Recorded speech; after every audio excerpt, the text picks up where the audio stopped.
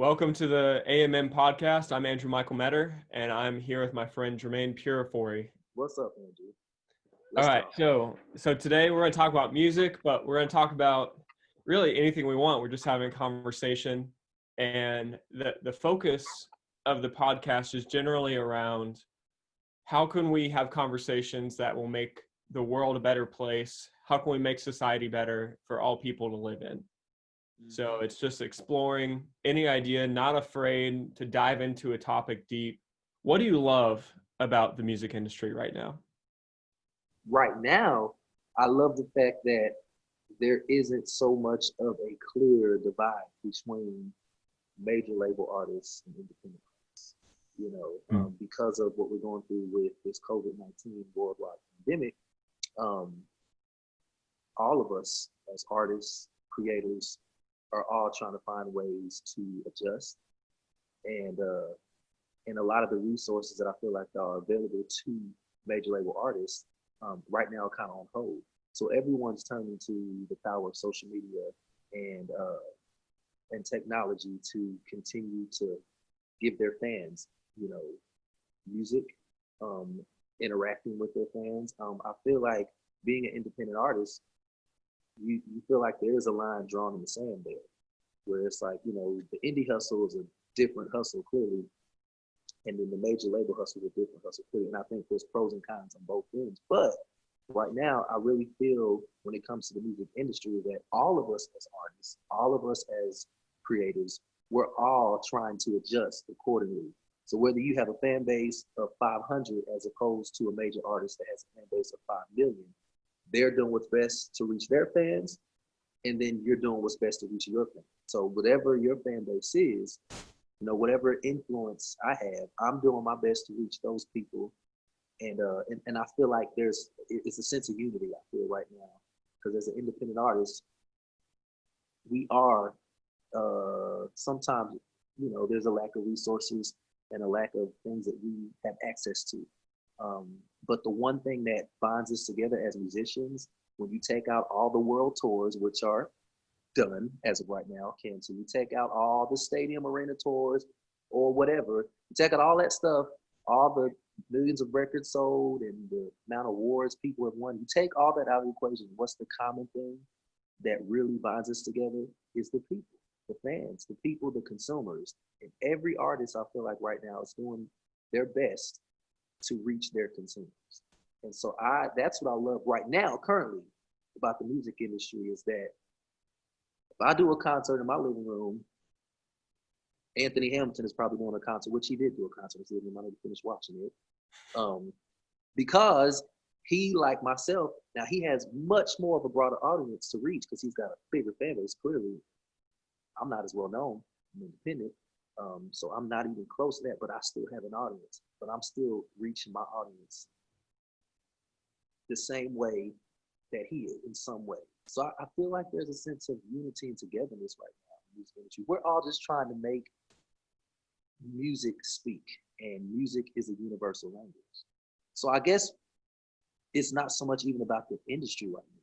There is really like not an industry right now. It's making everybody get back to the root of what we are as musicians, which is the love of the music. That's cool. The music. Now it's cueing the violin music. I know I sound so cheesy and sad. It's like now the violin music comes in and I'm just rolling the credits. No. Super cheesy, but I feel like we're so unified right now as musicians. Yeah. I like asking that question because at least for me and some other people I've talked to, it's so easy and it's so quick to snap onto what you hate about the music industry right now. Mm-hmm. Like one of my biggest laments is I feel like if you want to go into music, you've got to sell t-shirts. Mm-hmm. Because we're giving away our music, the stuff that we're pouring our spirits into, our souls, our hard work, our time, and then we're not making any money. So let's build a brand and let's sell t-shirts and let's sell stickers and do all these things. And it's like, man, I thought being a musician, you would just get to make music, but there's this whole other side to it. Many other sides. The music making is the fun part. That's Yeah. the fun part. All the other logistics and the politics that come along with it. But see, that's what I mean. I totally agree with what you said. It's so easy to talk about what you hate about the music business, and you asking the question, what do you love about it? It's almost like, well, wait, what do I? What? Because your mind goes to, excuse me, the things that suck about the music business. Because there are parts of the music business that just absolutely suck.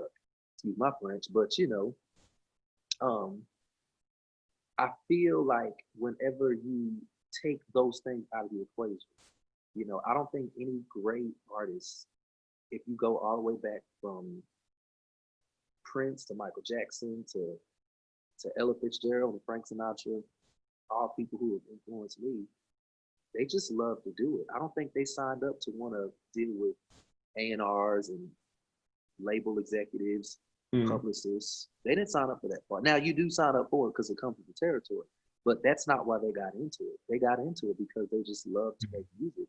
And Yeah. now, because those things, like I said, I'm not saying that they're completely out of the equation as it pertains to the industry, but right now, all of those things I feel like are put on hold. It's like whether or not you have a manager or this or whatever, like all the things that, because what I often do is sometimes, and I'm sure you do the same thing, and people listening, I'm sure other musicians, you ask yourself, you say, if I only had this, then I could get to this level. If I only had this, if I only had management, if I only had this, if I only had this kind of backing or these kind of resources, we all struggle with that. If I only had this, then I would get to this. But now we're realizing that with or Mm. without that, what we have is we have people who have these things right here, these ears, you know, listeners, consumers. And how do we reach them? Because now nobody's paying tickets to come to a world tour. And even those who have, those tickets are being, returned or refunded, or shows are being rescheduled. Right now, it's literally, I feel like it's more about the music than anything else. That's Mm. what I love. And I hope that whenever this is all over, whenever that is, um, I hope that that continues, because that ultimately is what it's all about. It's about the music. Yeah. More music coming up in the background. I sound so cheesy, Andrew. I just want everyone to be together and unified, and that's what music does for people. Music is therapy. Music is a universal language. Whether you sing, whether you play, music affects everyone. The power of music, and I feel like right now, for me, it's become that much more magnified. Whereas a lot of what can happen in the music business, there can be a lot of indulgence. You have a lot of people who make music just for themselves, and I'm like, I can't do that. I can just sing by myself here at my house if I want to do that. I want to make music for people. I want to move people. I want to touch people. That's why I Mhm. do it. That's what keeps me on the road. That's what makes me want to go on stage and grab a microphone, is knowing that I can have a moment with the people. And we're missing that right now because we as performers don't get the chance to connect with people in a live show. But Mhm. we still have the opportunity to connect. You're doing it because you're still putting out music in this time of quarantine, 2020. Which, by the way, congratulations on your video game uh, soundtrack today. I just saw it. Thank you. Sponsored on Instagram. Yeah, and Kimmy's version comes out today. Today. I'm Yep, I'm Okay. waiting for it to show up on Spotify. It says it's released, but it's not showing up yet, so I'm just waiting to Okay. pull the Hey. trigger on it. So, one of the things that in my mind you mentioned, if I only had this, then I would have it all.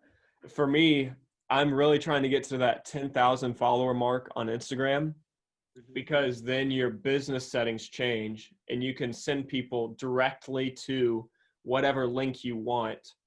And I feel like the biggest hurdle for me is getting people to make the effort to go to iTunes, go to Spotify, type in my long name, Andrew Michael Metter, spell it wrong, and then get them to click through 5 different times just to Mhm. click on this song that they're going to hear. They don't even know me. They've got no investment in me as an artist. And Mhm. so that's my thing. That's my one. Oh, if this happened, then it's on. But I try and keep that more as a goal instead of this boulder that I'm hauling up the mountain carrying with me Right, along the way. right. I feel your pain. Well, because my last name, Purifory, let everyone not only spell it wrong, but pronounce it wrong. And I've had people in my career, they've offered just in deals that I've been in the past, just throughout the course of these 11 years that I've been doing music professionally. There are people like, you ever thought about having like a stage name, or what about this? What about that? I'm like, no, like I like my name. They're like, but like nobody can't say it. Like, don't you want somebody to like be a person? I'm like, yeah, but like I don't. The stage name thing just don't work. I like my name. You know, it's Hmm. weird and different. Purifory is not very common, but it's nice. Yeah.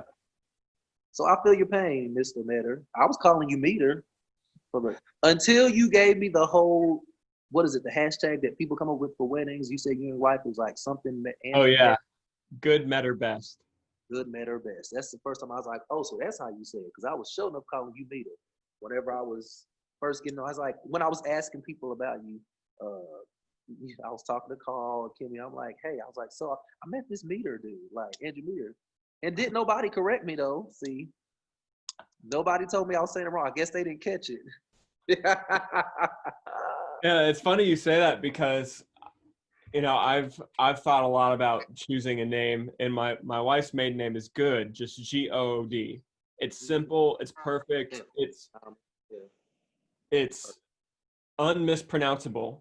And so I thought, hey, I'm gonna start releasing music again, and I think I'm gonna use Andrew Good. It's nice, simple, it's short, and can't be construed any other way. Mm-hmm. But I was just talking to people, and one of the points that my wife brought up was don't don't choose something that could become a literary convention against you. Like seeing reviews come up, Andrew Good's latest album, really bad. Mm. And then them like just like flipping it and like sticking your name Mm. into you like a knife. And so Andrew I was Good. like, Oh, good. yeah, You Andrew heard his no good. latest single? No, I honestly didn't think about that. Andrew Good. Yes, that it could be a setup. You know, I agree with that. Do you feel like what about your middle name? My middle name is Khalid. Caliph. Khalid. Oh, that's beautiful. Jermaine Khalid Purifory. Um, You could just have one of those one word names like Brittany, Demi, Khalif. mm-hmm. Jermaine Khalid Purifory. My uncle gave that name to me. Um, and me and my brother, my dad let my uncle give us our middle names. So Hmm. Jermaine Khalid. Caliph. Hmm. I like it. I do it. You Mm-hmm. know. But I've not incorporated it in anything, you know, that I do, you know. And it's different, obviously, as well. So, but I appreciate the compliment. I'm glad you like it because most people think that's weird too. I don't know. Listen, I didn't name myself, so All right, so talk to us about things that you don't like about the music industry right now, things you would change because you're a touring artist, you write your own music, but you also do a lot of situations and gigs where you're singing other people's songs. So I feel like you've got a wide breadth of exposure to the industry that a lot of people might not have. So, yeah, what don't you like about it? What would you change to make it better? what would I change to make things better in this industry? I would change. Um, Probably gonna sound like a bunch of people here, but I would change a lot of the stereotypes that come with being in the music business. Like, uh, if you're this, then you need to be doing this style of music. If you're that, you need to be doing that style of music. There's so many boxes that people place you in. And having been signed at one point, um, and having had dealings with record labels, even negotiating whether they happen or not, I've had several meetings and signed a deal before, had a production deal, had an artist development deal. You know, you really feel like, speaking of video games, you feel like you're this character that they're creating. Hmm. So, like they're building. You know how you can create a character. I'm not into video games, but when I was a kid, I did play a little bit. But I love how you can create a character. literally. Yeah, you from can scratch. customize it, the clothes and Mhm. everything. That's what I feel like a lot of people in the music business try to do to is like Mhm. they try to literally make you into something like, I've been told everything from cut your hair, grow it back out, don't talk so southern, uh, I don't know, lose weight, gain weight, wear tight jeans, wear baggy clothes. I literally have been that with, and when you're younger in the business and you just really don't know, you're just very green behind the ears. No pun intended for my green shirt, but you're just green behind the ears Mm. and you don't know. So you just kind of become a chameleon. Okay, good. I'll do that. I'll grow my hair out. Okay, good. I'll cut it. Okay, good. I'll try to talk differently. Like I went through this phase where I was trying to talk more like, yeah, you know what I'm saying, like rapper, like I can't even do it right now. I can't even imagine you, like, I can't imagine that being you. Because it ain't. That's why. That's why I told you before. I'm from Cleveland, Tennessee. I am country. I'm goofy. You know, I'm very urban, but I'm everything but a thug. Okay. So when I've had people tell me, dress more baggy, I'm wearing these baggy clothes. Oh my God, I can find pictures for you. When I'm wearing these baggy clothes and trying to be all more like the swag of a rapper. It's like, oh my God. See, because I'm an actor as well, I know what it's like to play a character. But the cool thing about when you're acting is you're playing a character and you're supposed to be doing that.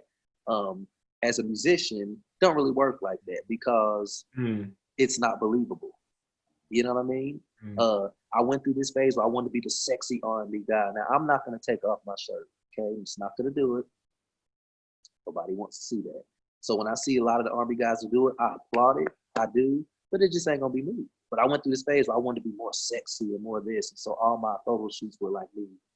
I can't even do it. I can't even do it. I'm like, dude, I've been on events where I'm just like, look, I'm just goofy. I can't. I really cannot. I have to embrace all sides of me, and that is what I would change. Is that I wish a lot of times in the music business, Mm. primarily in when it comes to the recording industry, is that people would just let people be themselves. Some people are successful at this, but for the most part, I can only speak from my experience and a lot of other friends that I've had in the music business where people just try to change you. Sing more like this, sing more straight tone, add more vibrato, do more runs, do less runs. I mean, I can have a whole list of everything, and it literally reminds me of when someone has a controller and they're in a video game and they're like, Mm. well, let me create this character. Once you want to have blonde hair, you want to be this tall, short, skinny, this whatever, and then you have built this character to your liking. And is what that's what stunts I feel like a lot of people's growth as artists is because a lot of times I say this from experience, you're trying to be something that you're not. And the people will sift it out Mm-hmm. because that's what happened to me. It's like, dude, you're not, that's not you. It's not you. Even if some other people are telling you that this is gonna work, you know, um, that is one of the major things. It's like top three on my list of things. It's just whatever you rank, your weird, quirky, whatever self, whoever you are, let them be that person and let them pour that into their art because it's going to be honest and it's going to be authentic. You know what I'm saying? It's Mm. not going to be trying, even the way I would write, I would try to write from a different perspective to whatever character I was playing. Like I said, me being an actor as well, I get what it means to have to become a character. But the cool thing about acting is that when I've done a lot of theater. When the curtains close, you're not that character anymore. You don't have to be that character anymore until you come back to the stage. So as a musician, you'll drive yourself crazy because you're constantly trying to play this character in this role of someone that you're not. And God forbid if you get a few of these applauses of people, because you can fool some people. Some people are easily fooled. I fooled a lot of people with whatever character I was trying to play. And some people, I fooled them and I got affirmed for it. And once I got that affirmation, I was like, yep, I'm on the right path. This is what I'm supposed to be doing. Mm. And wrong. Because in the grand scheme of things, you're faking yourself out. You ain't, let's take people out the equation. You are playing yourself. You faking yourself out because it ain't who you are. So I'm just to this place now where I fully embrace every bit of me, my goofy Southern self. Okay. You like it, great. You don't, great. You know what I'm saying? And I want that music industry because that, I think, will breed more of the artists that we see as legendary. I don't think anybody, Aretha was going to be Aretha Franklin, despite what anybody told her to be. You know, all the greats, a whole list of them. But the music industry is made up of people with a controller, trying to control artists to make them into a product that they want them to be for their own personal gain. Mm-hmm. So how did you feel about being told to lose weight? I mean, I was thinking I'm skinny enough. I was like, especially at that, oh my God. Oh God, I was like super thin. I mean, I'm still pretty skinny and lean now, but you know, earlier on in some of those earlier days of, you know, man, I was like, dude, do you see me? You know what I'm saying? Like, Mm-hmm. and so then you find yourself like, you know, if I could be honest, like watching what goes in your mouth, and you see why these people go through these eating disorders and stuff like that. They think it's just women. It ain't. They think it's just females. It ain't. Now, I never had an eating disorder, but I went through a phase where I was just like, well, I gotta eat more because then I was told it's crazy because it's like they all intertwine. You have one person telling you you lose weight and you could be like the skinny emo black guy. Here again, we're building a character. You could be like emo with a soulful voice. You be skinny, wear skinny jeans, so be like super thin. And it's like, well, dude, no, you need to gain weight. You should be more like thick and, you know, so the baggy clothes don't look as big on it. Oh my God. Like me just even saying all this stuff, but these are all things that will come at me all the time. So Mm-hmm. it's like you go throughout the day feeling like you're 25 different people. And then when you lay your head down at night, you're like, who am I? Like, who am I? You know? So it made me feel at the time, I mean, I felt like I had to do it. I literally was a yes man for everything.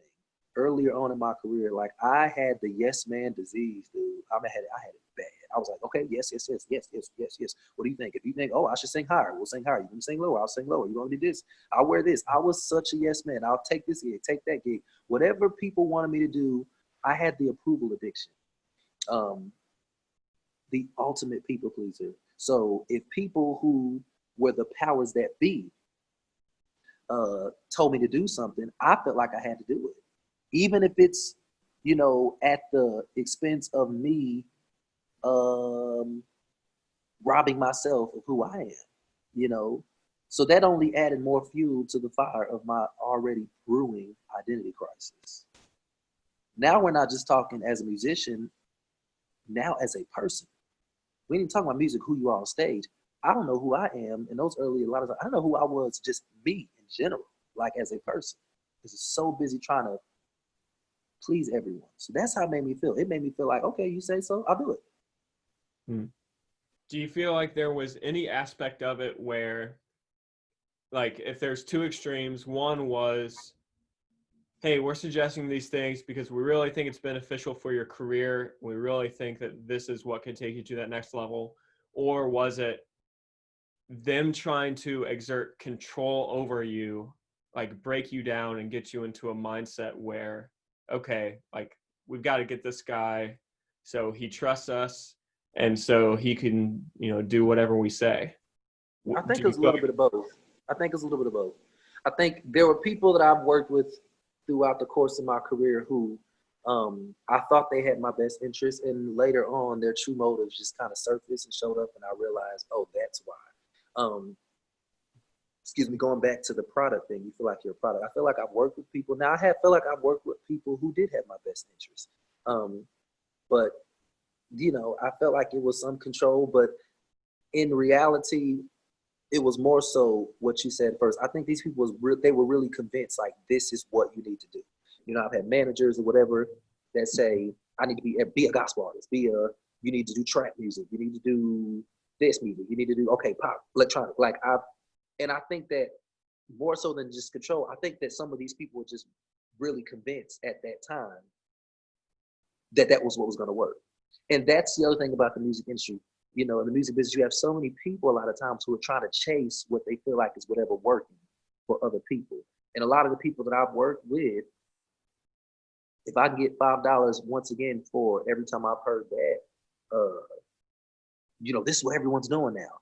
You hear that sound on the radio. This is what so and so's doing. This is what so and so's doing. This is how they're dressing. This is how they're singing. This is how that. And I'm like, okay, because we're automatically going to be influenced by that because we're hearing it and seeing it as consumers. So then you try to become what you see is successful for somebody else. And then you have people who are working for you and with you, telling you you need to become that. So they're convinced that that's what's working for that artist. That's what you need to do. Only problem with that is just because it's working for that artist don't mean it's going to work for me. You know what I'm saying? Like, that's what works for them. Even if we take all the necessary steps, whatever steps they took, it still may not work for me. They might have a hit song with that producer. That don't mean I'm going to have a hit song if I work with said producer. You know what I'm saying?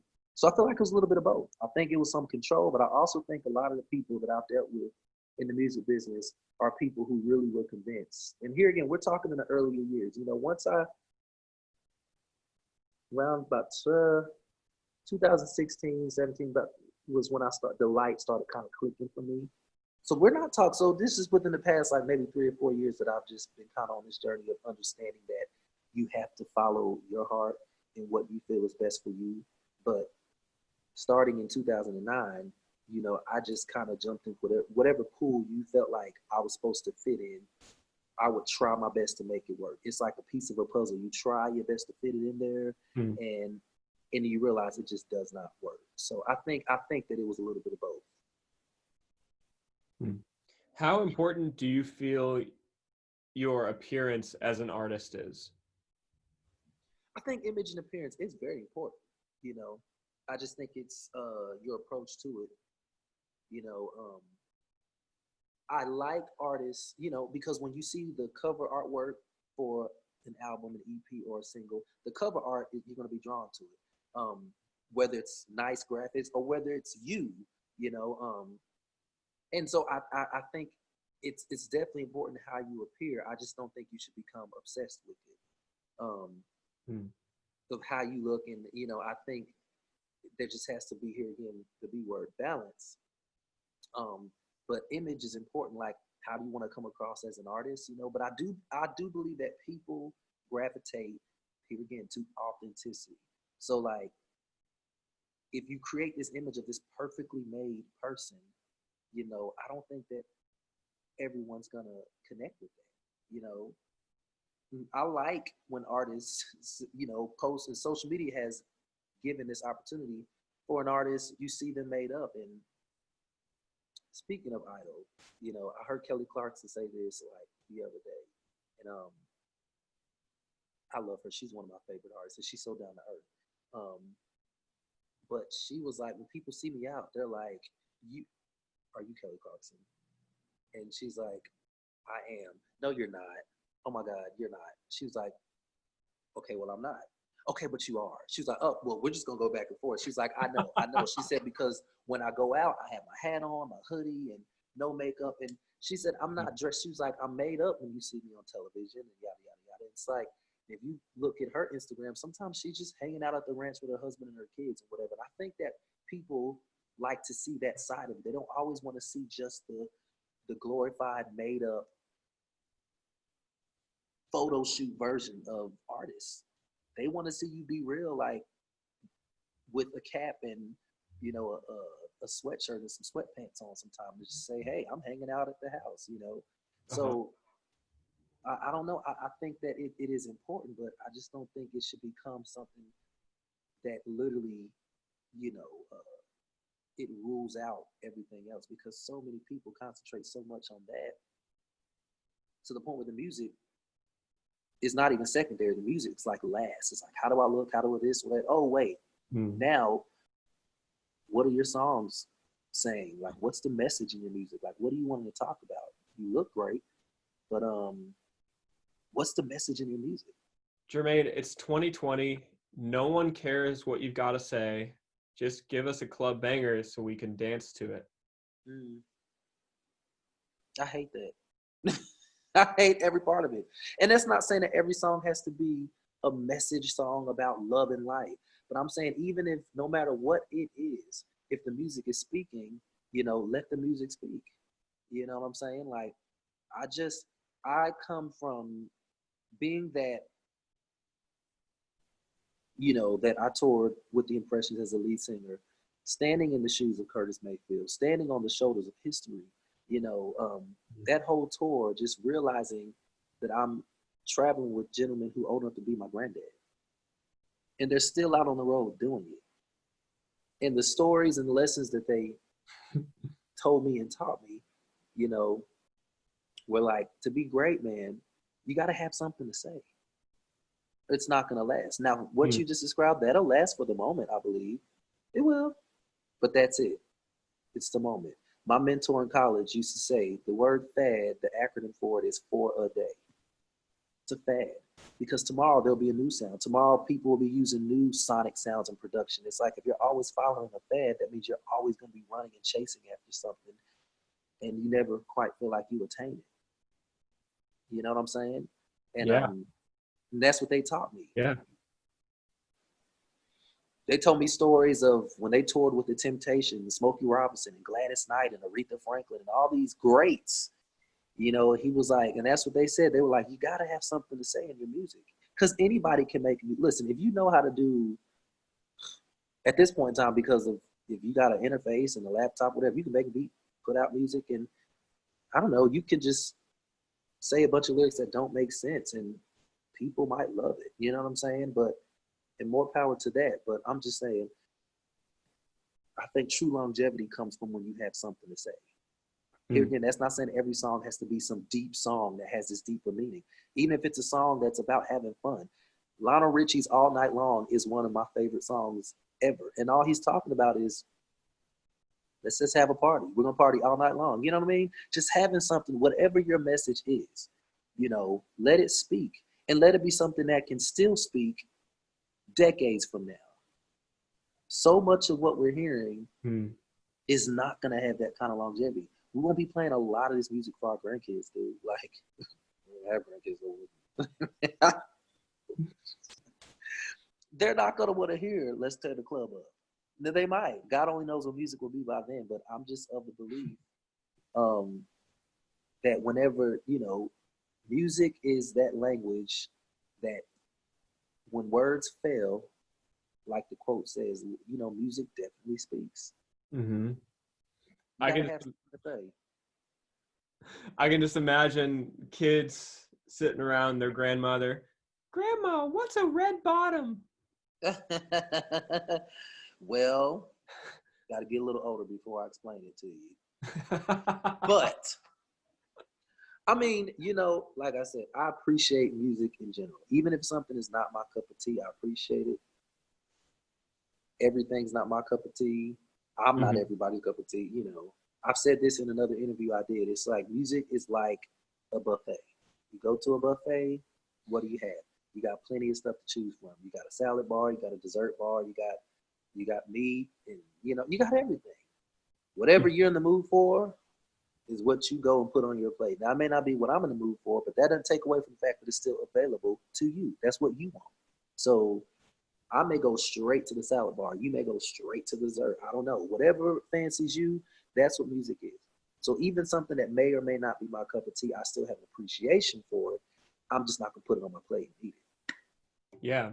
Starting out, like when I started releasing music again, like 2.5 years ago, I felt like every song has got to be packed to the brim with meaningfulness and intention and deliberate message.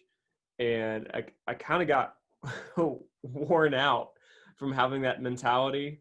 And so then I just gave myself some leisure and some creative license. And now I feel like I'm in a really good spot where I'm making music that I want and I'm saying what I want to say, but I've also got a lot more like silliness and fun in my music too. So I've got a good balance. But I think it is easy to feel like, oh, if I put out this one song, then all my new followers are going to hear the song or just going to think I'm this. or just gonna think I'm that, because I feel like it's so rare for people to hear a song and then go and check out all of your other work. Hmm. Hmm. Well, we have literally used that word balance quite a Mm. bit, not just in this, but in our conversations that you and I had. I think that's what it's all about. Life is balance. So Yeah. before we went live, we were talking about the difference right now. Like sometimes you feel like you should be, you're happy to have free time, but at the same time, it's like, wait, I should be doing something. I want to feel like I'm being productive all the time. But then there are just moments where, you know what? No, I just want to eat some cookies and cream, ice cream, and watch, binge watch whatever one of my favorite TV shows is. It's like, I don't have to be productive at every waking minute. You know, like you can give yourself that license. Balance. So that's not even just a music lesson. That is a life lesson. And so creating that balance of, you got some songs that are going to be super emotional, but then you got your fun stuff. You know, some of the more emotional songs that I've written, no one has, except for maybe me and maybe one or two other people, some none. Um, and when I'm ready for people to hear them, I'm going to put it out because I want people to know I'm the fun guy all day. I want to be that. I want to be the fun dude. I love having fun, laughing or whatever. But I also have that vulnerable side to me that, you know, that I keep, I won't say hidden, but I keep it protected because that vulnerability, not everyone will know how to take that. Um, so, Mhm. but as a musician, I need to release that to people because someone else is in that same place. And some of these songs I've written years ago Hmm. that are still relevant even now. So, you know, it's the balance, man. Having balance in general, just because you can't be super, super deep all the time. You will drive yourself crazy. But then you can't Mhm. be super duper happy all the time. That's not a real thing. We're just not, you're not going to be happy all the time. You know, like, um, we go through different emotions throughout the day before we go back to sleep at night. So, you know, it's just, um, that's why I say musically, like, what coming to the studio, whatever, sometimes it's like, you know, what am I feeling right now? I don't feeling sad? Am I feeling happy? What am I feeling? Am I feeling anything? Do I even have to identify what I'm feeling? Let's just make music. And sometimes the music itself will, you know, lend itself to whatever it is you're feeling. You know what I mean? Mhm. And that's my favorite. Whenever you come to the studio with no game, you're just like, okay, we're going to craft some stuff or whatever. And then something is birthed out of it, you know? So balance, balance is the key. Hmm. So, what are your future projects coming up? So you're working on music to release. That's a good question. I have been working on music, um, set to release this year. Uh, I go back and forth. You know, I am that guy. I am a complete, just like, I'll be sold on an idea. It's like when you come to the studio, you hear a song one day and you love it, and then like you hear it the next day, you come and it's like, I don't like it. You know, Oh like yeah. it's so it's not even a music thing, but just trying to figure out how to strategically release it the right way. Obviously, with Mhm. everything that's going on now, it's even made me adjust more. So there is new music that I have. Right now, we're just putting some finishing touches on it, and um, I'm trying to find the right way. Timing is everything, you know. How to put it out and and it have the effect that I would like for it. So yeah, so I'm working on the music. Um, I wanna ask you before we move on. You said there's some days you go into the studio and you love it. The next day you come in, you hate it. Do you trust those feelings? mm-hmm, So let's say you're working on a song and you love it, you love it, you love it, and then the next day you hate it. mm-hmm. So does that mean, I mean, like, it feels like flipping a coin. At what point do you say, this is good, this is not good, I'm going to release this or I'm not? Mm. I trust those feelings because I'm very in touch with myself, but at the same time, I'm very in touch with myself to know when I'm just overthinking something or I'm just making something out of it that I don't need to. Like, Hmm. I can be a bit extra at times. So, I can hear something in the song and I'm thinking, oh my God, I hear that. And I'm like, dude, Jermaine, no one else is gonna hear that, but because I know my voice, and I know I don't like my voice to there. I don't like to do this. Like no one else is gonna hear it, but you're just critiquing yourself. So here again, it's a balance between the two. It's like I always want to be very attentive, but not so much so where I'm so much of a perfectionist to where it I think hinders the process, you know. So you kind of have to fight with yourself a little bit to be like, okay, Jermaine, it's good, it's fine. You know, I heard an artist say, you know, one of the hardest things to do with a record, Bruno Mars. I heard him say in an interview. Well, I read in the interview where he had said letting go of a record is so hard because it's like, and he said, I think it was like the Rolling Stone review of his album. He said that even when he hears songs on the radio, he'll call his guy, his other writing partners, or whatever. They're like, dude, the snare should have been louder. Like it's on the radio now. Like it's out. The snare is gonna be what it's gonna be. And he was just like, so even once it's out, he said it's like maybe the snare should have been, or maybe that.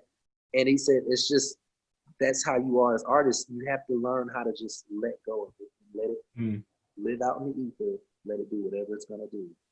Us trying to control the outcome or whatever, we grapple with it as artists. And so for everyone, every artist is different. Like they have different limitations. I know when I'm to a point with a song where I'm like, okay, it's done.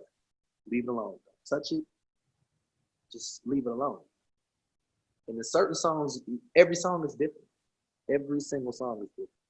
So, so yeah, I think that's something that's healthy, but also if you do it too much, it can be detrimental because then you'll never put anything out. Because if you leave it up to me, I can pick my voice apart and I'll find something wrong with it every time I hear it. You know, so I cannot trust. I have to trust that, okay, dude, it's done.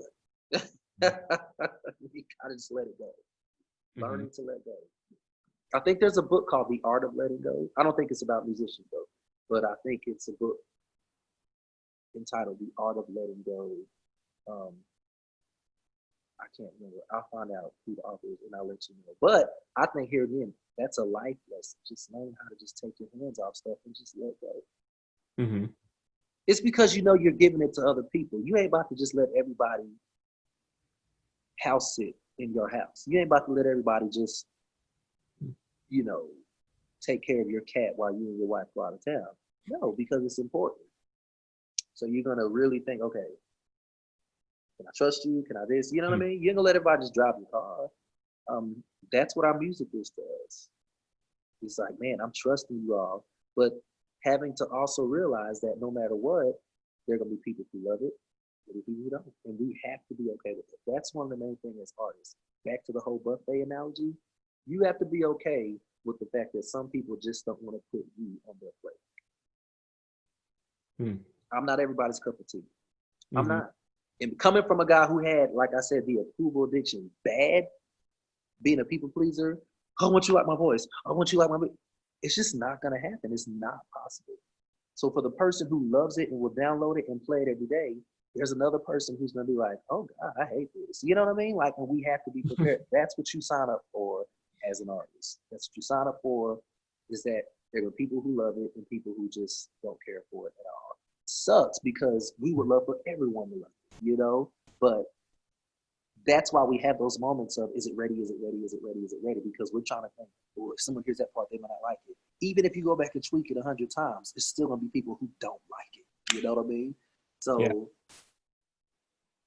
I'm grateful for that. I feel like I've done a lot of mental and emotional work around this, but trying to get to that point where, and I feel like I am there in a really healthy spot where people tell me they like it and I love it. I'm so grateful for that. Someone tells me they don't like it, I'm like, okay. But I don't rise and fall by the tide of their opinions. I have family members who've never downloaded one song of mine. I have family members who never really, they like listens like, oh, I heard you. You know, I've had it to just over the years, like, oh, I heard your song. Or I'm like, okay. And, you know, oh no, I heard it. Yeah. Good talk. Good talk. Good talk. Glad we had this conversation. No, nothing, no. Even if I would almost at that point, you'd be like, I just don't care for it too much. You know, I had a family member who was like, yeah, I heard your song. It's a duet I did with another artist friend of mine who's years ago. We did a single together. We put it out for Valentine's Day. And it's like, oh, I heard the song you did with, you know, okay. Yeah. Then there was another one I put out for a short film I was a part of. It was like, oh, yeah, I heard the song. They were like, yeah. And I was like, And what? You know? And so, yeah, I was like, just don't bother next time. Just, you know, let's not have this awkward exchange ever again. Whether you see it, whether you download it, nothing. Just this is awkward as hell. So we don't need to have this exchange ever again. But I gotta be okay, because guess what? Just because we family don't mean that I just may not be your cup of tea, and that's cool. You know? Because somebody wants to put me on their plate. There's somebody who I am their cup of tea. There are people who appreciate my voice, my style, what I do, and I have to cater to those people. Mm-hmm. I have to make music for those people, and hopefully you can make a believer out of people. You know, we've all been that on the consumer end. There's some people I was like, as artists, I didn't care for them too much, and then they started to kind of grow on me, and I'm thinking, man, I wasn't too much of a fan at first, but slowly but surely I started to, and then you become a fan. It's just just the way it happens. So you have to give people that right. You have to give people that right. You have to give them that, because it is their right. They can choose to like it. They can choose not to. Uh-huh. So you're not signed to any label deals right now, are you? And do you miss any aspect of that? Do you miss the Garden of Eden abundant resources that were available to you? Or are you better now, better without it? Well, there weren't a lot of abundant resources. You know, I was signed to an independent label. Like I said, I've had some label meetings over the years, coming off of Idol, you know, after the tour with the Impressions, you know, with some major label execs, you know, but nothing ever come of it. Nothing ever came of it. The one time I did sign to a label in New York, it was an independent label, and there was not many resources at all. So no, I don't miss it at all. You know, no bad blood, no, but there weren't resources. There's a lot of hurry up and wait. And then having a production deal in Atlanta, you know, just things just never really fell through. The follow through game in the music business, man, it's something. And you know, the artist development deal just got complicated. That was in Nashville, you know. So I think that yeah, I'm happy I went through all that, but you know, right now I'm not anti-label. You know, if there's a situation with a record label that works for that said artist, make it work. So I'm never gonna be that guy who's like, stay indie, don't sign with the label. I'm thinking there are certain deals that work for certain people. So I'm not gonna discourage artists from never signing. I don't like that. I think that if it works for you to sign and you have a label that really, really wants to put the proper amount of support behind you, and they can make resources available to you that you don't have within your own, you know, reach, then absolutely. You know, if I ever was in a situation where it worked again, where it worked, I'm saying again, if it worked, I don't know. I definitely have my guard up more, of course. You learned that, but if there's a situation that was very, you know, convenient for me as an artist with the label and it really worked out, I definitely would be opposed to it. I feel like the only benefit I could get from being on some sort of label would be wider distribution than I already have. That would be the one thing I would be looking for. Let me ask you, how do you feel about radio?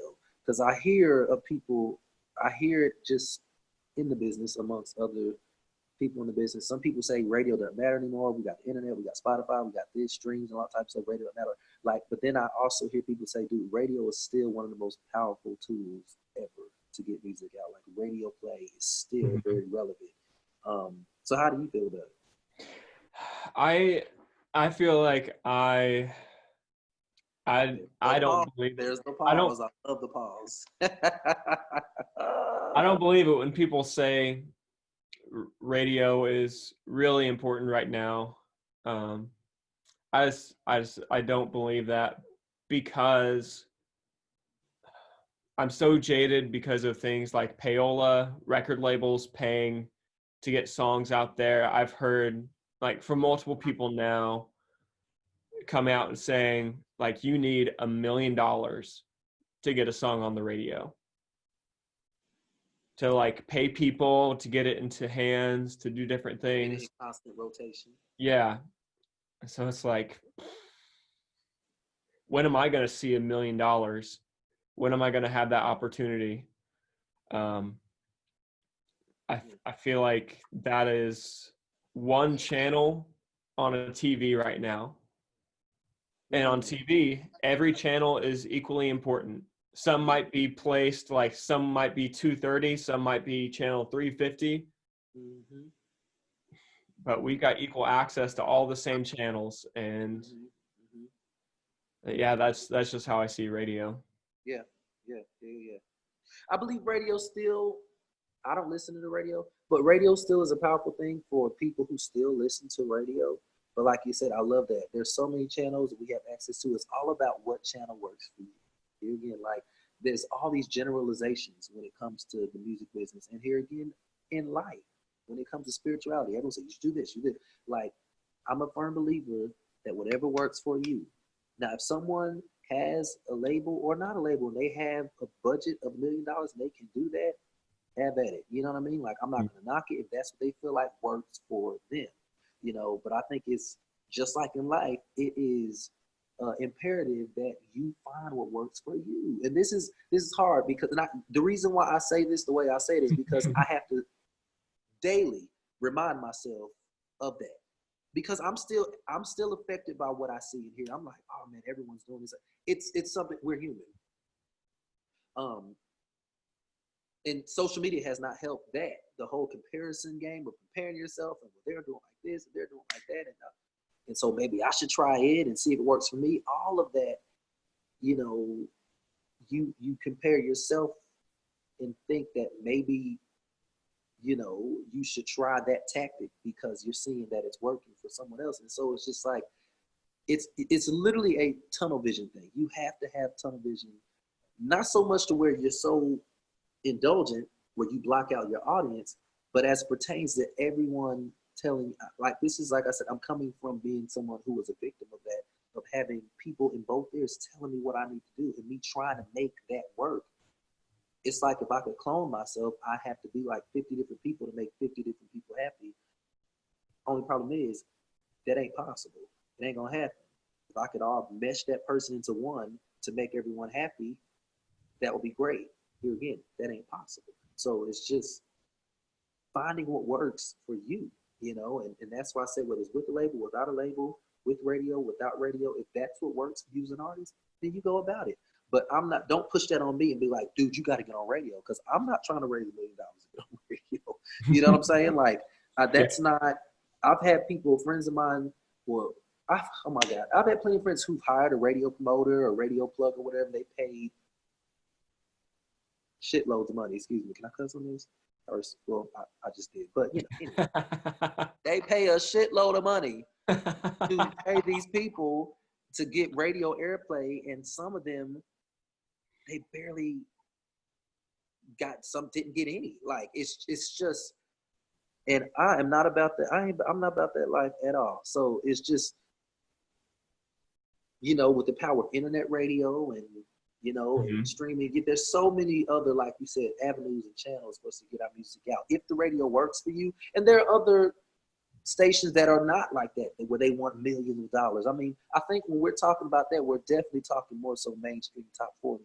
You know, that's why we hear the same songs on the radio all the time, rotating over and over again. because you have the same labels who have money to spend on major artists, So that's an interesting perspective. I wanted to just kind of interject and ask you that because that's a discussion that is on the table quite a bit, like about radio, because there's still some people like, dude, if I just get on the radio. Then what? Then right. You got negative $1 million? Yeah. Dude, if I could just be in debt for the rest of my life, but here again, if it works and you have the resources to do it, mm-hmm. I don't knock it at all. I think, yeah, another layer aspect to it is like, who are you trying to reach? Because radio is a generational technology that many people are locked into. I'm sure that there are 60 and 70-year-olds that are adopting novel technologies. They're using Spotify, they're using TikTok, but in general, like our generation is going to be locked into Apple Music, Spotify. So that's how people are going to discover their music, because that's what's most convenient and simple for them. So I think if you're trying to reach older demographics that are locked into radio, then yeah, radio's probably much more worthy of your effort and your time. For me, and it depends on, like you said, your demographic, your genre, who you're trying to reach, your audience. Yeah. All that stuff plays a part. Outside of that, how do you feel, especially right now, and it's been this way for quite some time, because the consumers, like how you hear people talk about, our attention spans are not long. Like, now that if you got a crazy, huge fan base, listen, I'm a lover of albums. Like the Thriller album was one of my favorite albums. Like, you know what I'm saying? Like the Purple Rain album by Prince, the Thriller album, Off the Wall album. God, I can't even go into listing a bunch. I will be here all day. But just, countless albums that I could just think of that just changed my life. You understand what I'm saying? Like, I just, Justin Timberlake's first album, you know what I mean? Like, there was more of an appreciation for albums back when. Nowadays, what I would ask you, because here again, this is another conversation that stays on the table. Do you think, you've heard it said, people don't listen to albums more, they don't buy albums anymore, they don't have the attention span, like, but then again, sometimes if I see an album that has like 16 tracks, I'm like, dude, am I gonna listen to all 16 tracks? Or am I gonna pick out the ones, you know what I mean? Like, yep. This is what John Mayer said he did with one of his projects. He was like, 4-song EP, like in increments, and then an album. Like, do you feel now? But see, he's a major artist. I'm saying with independent artists, who are still in the process of growing their fan base, do you recommend album, EP, or just singles? Because see, I've never done an album or an EP. I've literally, like I said, I've been a part of album releases as a band member. The corporate band I tour with, we put out 2 albums. I've been a collaborating as a guest artist on different albums. I was in a band, we did an EP, but as a solo artist, I've always singles. I've said over the years, this is going to be the single leading up to the EP or the album or the mixtape or whatever, but the body of work, I've not done it. My wedding song I put out last year was supposed to lead to a wedding EP. Didn't happen. Pop song I put out last summer, I was like, I had a pop album of dance music. Now this where I am now, without giving too much away, I have music, but I'm thinking put out a single leading to this, because I finally feel like I have the sound that I really, really want. I'm knocking on wood. Yes, my little desk here is wood. Fingers crossed. So it's like, okay, put out a single and really make a statement. But then people love when you have a body of work, and I'm an appreciator. I'm one who appreciates a body of work, whether it's an EP or a full-length album, if I can appreciate it as a body of work. So I'm going on a rabbit trail here. What, like, as independent artists, like, what album, EP, single, like, what for you, for you, and then in general, like how you feel with independent artists, like how do you feel about that?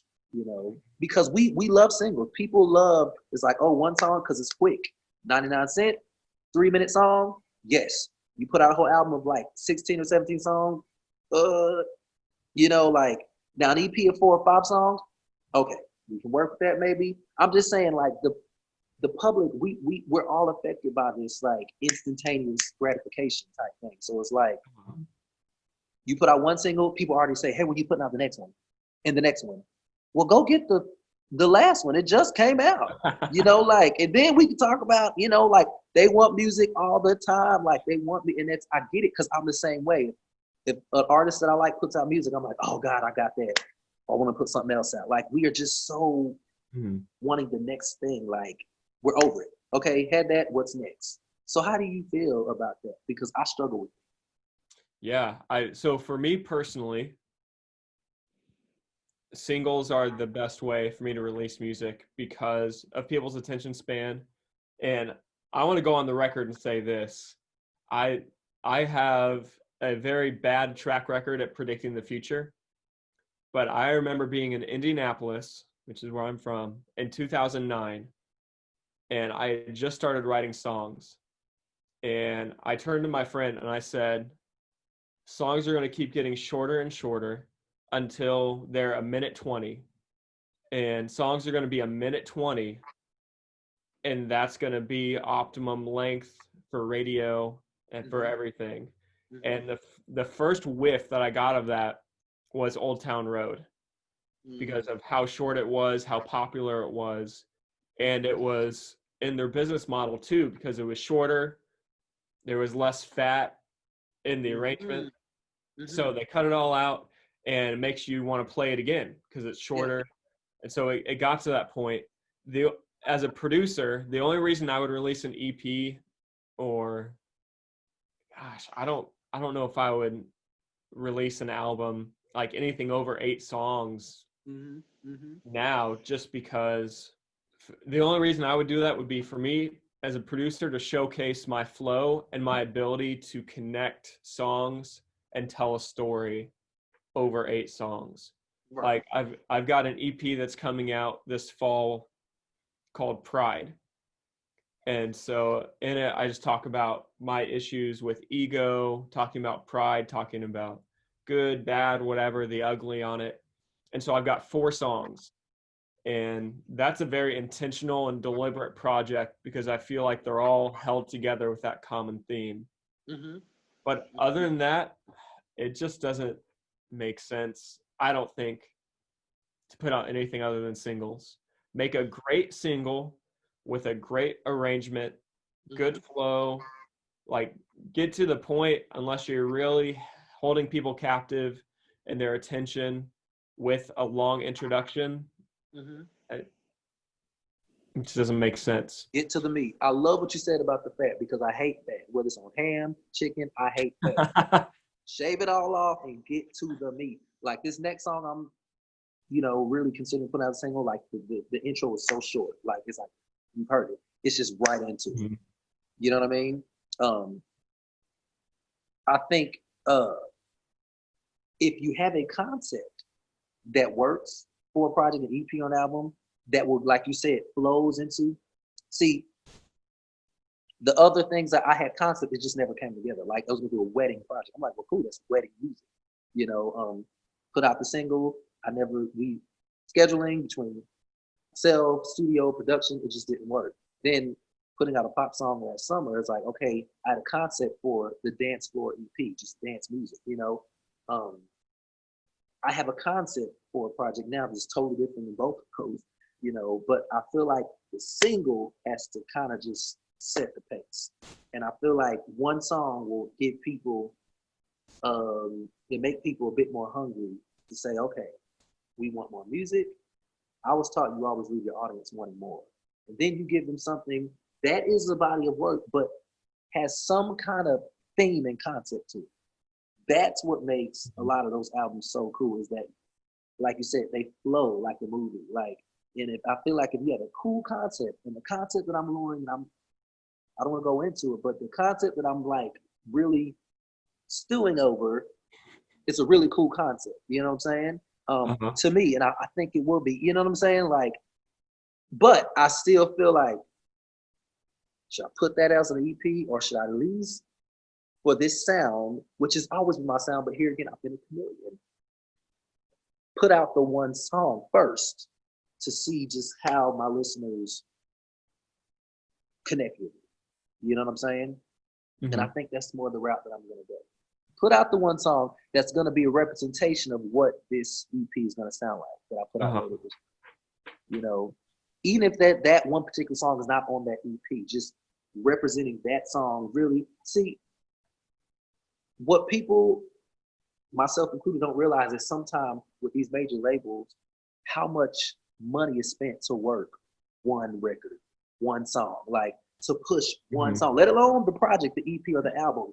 There's millions of dollars that people put into pushing one song to radio, to everything. Like, it's just really, really pushing one song. And out of all the singles that I've done, you know, I've never really pushed it like, pushed it as in like really pushing it out there using the resources just that I have, which obviously are not that of a major label, but like really pushing it to the point where people don't forget, like, and say, oh, didn't you like put out a song or something like last month or whatever? Like, yeah, it's still available, like, because people, they're excited about it, the whole build up. You just released Under the Sun. You did the build up. You were like, okay, in such and such amount of days, new music, yada, yada, yada. You did all the stuff with you, Victoria, and the Bill, like Mm-hmm. all the behind, which I thought was great. Then the song comes out. Then you do all the aftermath stuff, and it comes out. And it's like you have to still work. It's like once the record's out, it's like the baby's out. It's almost like if you birth the baby, it's like, well, I had the baby, don't have to take care of it. It's like, no, you got to raise it, take care of it, feed it, clothe it, change the diapers.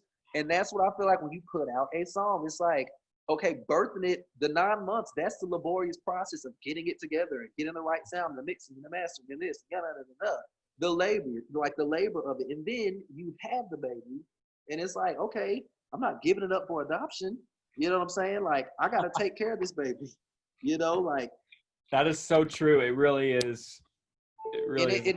it's like realizing the commitment to really making sure that a record. That's why I think what you're doing with Under the Sun, having different ones with some covers of it, is keeping that song on people's radars. It's keeping that song like, because you have so many different Mm-hmm. takes on it. You know what I mean? Like, so yeah, working a single, like, it takes work to really cut through.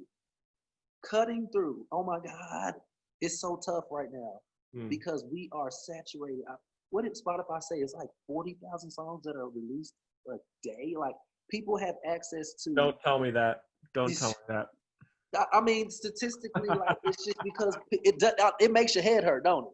Like, you think someone's in their room right now releasing was what is it? All these challenges. Someone has such a time. Someone has a song about it. People have coronavirus songs. Like, people are, and I think it's great because now it's no longer you have to be and pay money to be in this state of the art studio. You can release it, but the problem is the marketplace is so saturated and oversaturated with music. You start to think.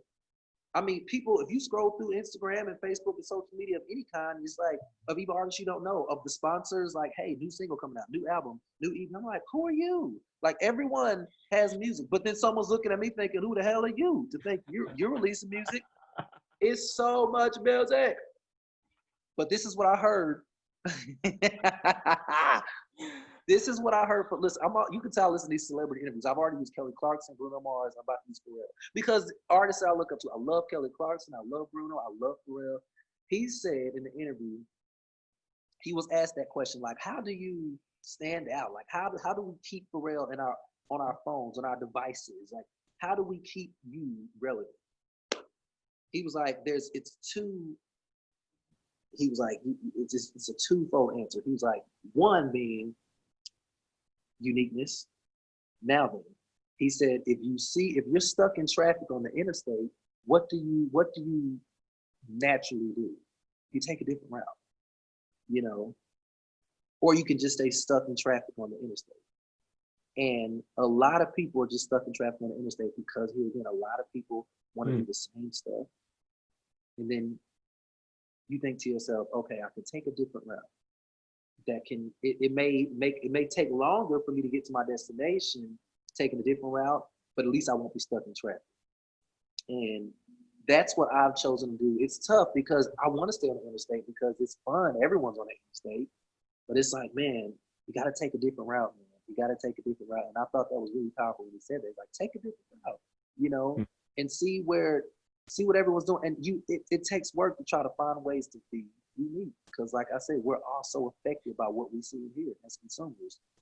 So he said that's one part of the answer. The second part is the people.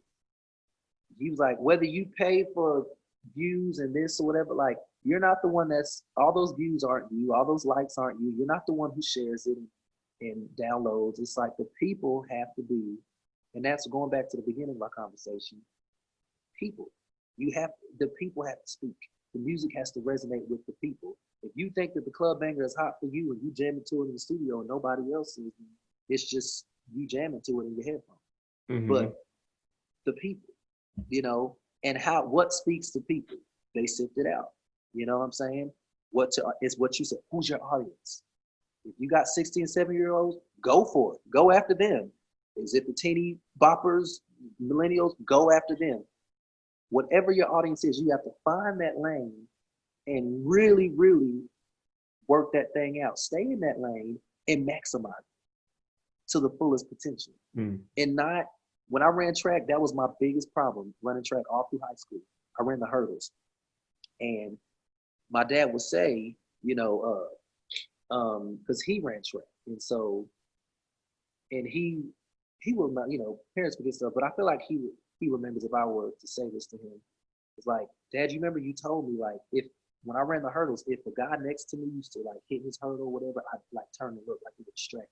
And it would slow my time down. Because I'm so distracted by what's going on in the other lane. Because the hurdles are touching, you know, like the hurdle. So like if some guy hits his hurdle, kind of hits mine, I'm like looking. It's like my dad will be like, dude, just finish line.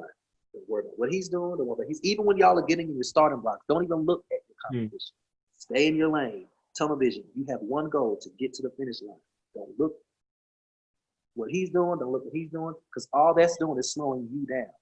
And that's been, like I said, I have to steadily remind myself of that, because it's so easy to look at what's going on over there. What they doing? Oh, that's the new sound. Okay, that's what I want to do. Oh no, that's the new sound. What they doing over there? Oh, okay. And meanwhile, I'm neglecting my own lane. You know what I'm saying? That's my encouragement to artists: is find your lane, because it's so hard to stick out. It's so hard to stand out. You know, and you have there's so many talented, gifted people. You know what I mean? Cutting through the white noise, cutting through the noise to really cut through. It's difficult. It's a difficult thing to do. So, you know, I'm preaching to myself. Anything I say, I want nobody to think this like I'm like this. This is for me, because I literally, you know, I have to make myself buy into these concepts every day, every single day. Because I'll be like, okay, this is who I am, this is what I'm gonna do, and then I'll hear something like, oh man, I can add a little bit of that. That'll make me stop, Jermaine. You know what I'm saying? Like I do that to myself. So I really love what you mentioned. Pharrell said, you know, if you're stuck in traffic, find a new way. I've been frustrated by the limitations of arrangement with songs. Like everyone says, get to the chorus within 30 seconds or else they're lost. No one cares. But what I'm going to start doing, and I'm going to re-release some of my previous singles with extended versions. So it's like an EP of 2 songs. The first version is the short, like to the point arrangement. And then the second song on the EP is an extended arrangement where I feel like I can still express my creativity and get it out there. And so that I'm going to be doing that this summer, and I'm excited to see the results. It's really like doing a scientific experiment, throwing something out there, seeing what works and what doesn't. I think everything you're doing is right. Honestly, I think, you know, you're doing what works for Angel, you know, and that's what it's about, you know, like keeping content flowing, but knowing your limitations, knowing what works, learning your audience. I feel like learning your said audience as an artist, like, how long have you been married? Coming up on 10 years. Okay. There are still things that you learned about your wife, even almost 10 years later, correct? Yep. She's a mystery. and then you never stop learning. Like, it's literally like that when you're learning your audience and the people that you are trying to reach with your music. It's a relationship, Mm-hmm. And I think that you do a good job of learning. It's like some of your artists, they like when I post more stuff like this. When I post videos of me on stage or backstage or me singing, I get people like, hey, please post more stuff like this. It's like, okay, it's a relationship. We learn each other. Sometimes we're successful, Mm-hmm. sometimes we don't. Sometimes I have to remind them, like, okay. It's a relationship. And but that is why we do music. And that's what I want to put out there to people. Is like, do it because you love it, and do it for the people. It's nothing like being able to connect with people through the power of music. And like I said, music in a lot of ways has become very indulgent. If you neglect the person you're in a relationship with, you're not gonna have much of a relationship for long. So treat your followers that way. Treat the people that way. Interacting with them and you're learning them, showing them the real you. Not presenting something to them that's fake. This is me talking to me once again, and we putting out there. It's like we all deal with this. So I personally think that you do a good job of that. Like with your content and things that you post, I think you do a good job of keeping your audience happy and intrigued and always wanting to know what's coming next. Thank you. Speaking on that, one of my favorite artists is The Weeknd. Mm-hmm. And The Weeknd did something that was out of left field, in my opinion. He just released this album, but one of his singles was 5.5, 6 minutes long, called After Hours.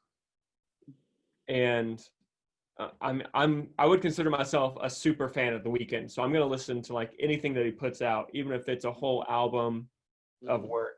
And I listened to that single, and it has such a nice flow. You can't even tell that it's 6 minutes because you're listening, and everything from the arrangement to the production, it feels so seamless in it. Mm-hmm.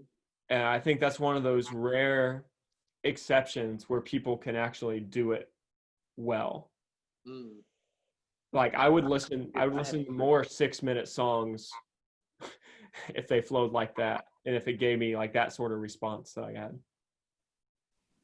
See, he's just like, screw the rules. I'm not trying to make a song that's gonna fit for radio. I'm making it whenever the song is over, and I respect it.